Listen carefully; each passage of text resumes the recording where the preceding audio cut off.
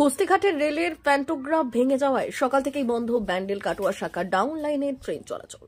Up লাইনেও অনিয়মিত train. বিভিন্ন স্টেশনে দাঁড়িয়ে ডাউন কাটোয়া হাওড়া ও Katwa Bandel local 37912, down Howrah local 5টা 14 মিনিটে জিরাট থেকে ছেড়ে যাওয়ার কথা হলেও 8টার পরেও জিরাট স্টেশন ছাড়েনি। এরপর থেকে 3 জোড়া ট্রেন পর পর দাঁড়িয়ে বিভিন্ন স্টেশনে। জিরাটের স্টেশন মাস্টার জানিয়েছেন ডাউন লাইন বন্ধ থাকার জন্য সকালের দিকে কিছু এক্সপ্রেস ট্রেন আপ লাইন দিয়ে চালানো হয়েছে।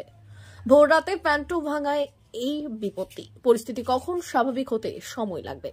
ডাউন ট্রেন বন্ধ থাকায় সমস্যায় পড়ে নিত্যযাত্রীরা। তারা অপেক্ষা করছেন কখন ট্রেন চলবে। সকালের ট্রেনে কাটোয়া থেকে শেওড়াফুলি হাটে সবজি নিয়ে যান চাষিরা। সেই সবজি পড়ে রয়েছে ট্রেনে। পূর্ব রেলের সিপি আরও কৌশিক মিত্র জানিয়েছেন, কুস্তিঘাটে প্যান্টো ভেঙে যাওয়ায় ট্রেন চলাচল বন্ধ রয়েছে। সারানোর কাজ চলছে। এই ট্রেনে যাতায়াত করেন? আমরা রেগুলার এই যাতায়াত করেন।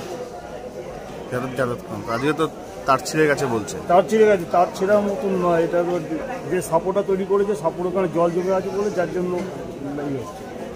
এটা বলছে তার ছিঁড়ে গেছে। রাত 3টের থেকে মানে বালুঘাট এক্সপ্রেস দাঁড়িয়ে ছিল, কালনা রাধিকাপুর দাঁড়িয়ে ছিল, ঝাড়গ্রাম একে দাঁড় করেছিল সমুদ্রঘাট। কাজের জায়গায় পৌঁছাতেও তো অনেক দেরি হয়ে যাবে। হ্যাঁ, সবই দেরি হয়ে যাবে।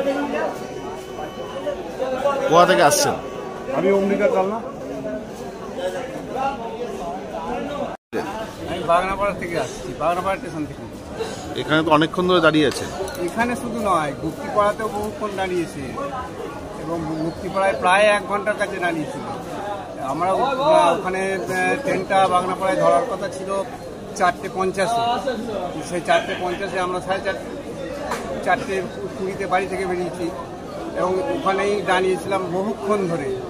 এবং বহুক্ষণ পরে যখন এলো, তারপর থেকে সেই ট্রেন একের পর এক স্টেশন খালি দাঁড়িয়েই যাচ্ছে এবং গুপ্তিপাড়ায় এসে বহুক্ষণ পর্যন্ত দাঁড়িয়ে রইল।